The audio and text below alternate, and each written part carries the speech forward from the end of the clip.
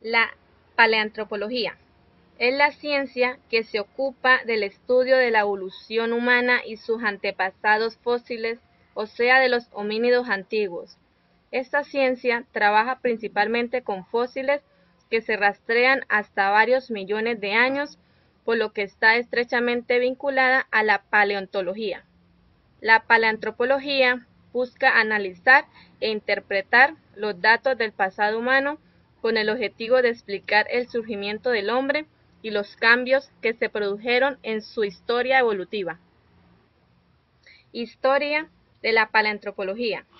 El comienzo de la paleantropología está unido al de la historia del hombre de Neandertal, cuando en agosto de 1856 fue descubierto el espécimen que luego sería conocido como Neandertal. El lugar fue la cueva Feldhofer en el valle del río Neander, en Alemania.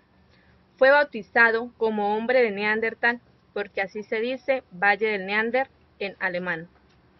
Principios de la paleantropología. Se encuadra dentro de las ciencias naturales. Posee un cuerpo de doctrina propio y comparte fundamentos y métodos con la geología y la biología, con las que se integra estrechamente. Entre sus objetivos están, además de la reconstrucción de los seres vivos pretéritos, el estudio de su origen, de sus cambios en el tiempo, evolución y filogenia.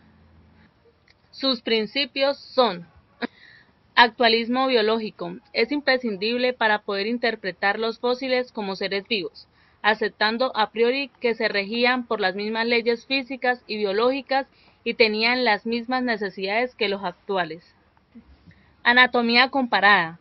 Permite colocar al fósil en el sitio que le corresponde del cuadro general de los seres vivos, obteniendo así el punto de referencia necesario para poder aplicar el principio de la correlación orgánica, que nos permite reconstruir un animal completo. Principio de correlación orgánica. Postulado por Cuvier. Cada ser orgánico forma un conjunto cuyas partes se complementan, determinando todas las demás y por tanto pueden ser reconocidos por un fragmento cualquiera, bastando en último término un trozo de hueso para identificarlo.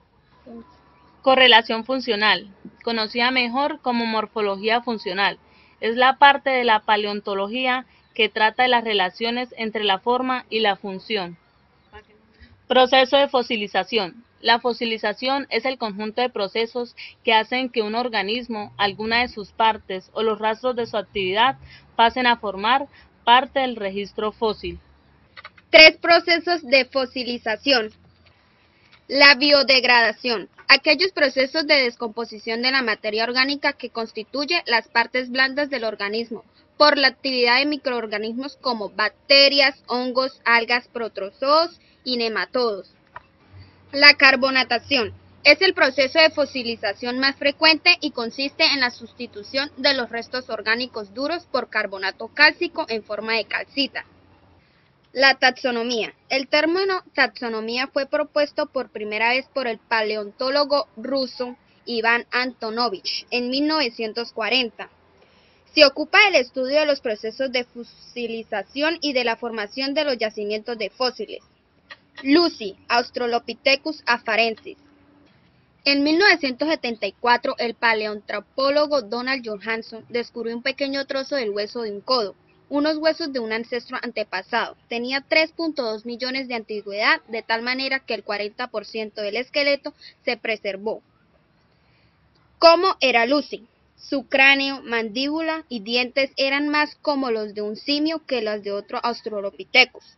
El lugar donde estaba encajado el cerebro era muy pequeño, no mayor que el de un chimpancé.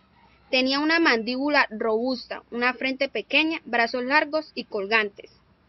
La evolución en la paleantropología. La evolución no busca, pero encuentra. El hecho mismo de la evolución, es decir, el hecho de que las especies cambian con el paso del tiempo y que es posible describir su historia. La historia. Al estudiar la evolución tratamos de establecer las relaciones de parentesco entre unos organismos y otros, así como determinar de forma tan precisa como sea posible en qué momento se produjo la separación entre los distintos linajes que llevan las especies vivas en la actualidad. Las causas. Una vez sentado que los organismos cambian y que se diferencian cada vez más con el paso del tiempo, se vuelve esencial comprender los mecanismos o los procesos que causan esa evolución.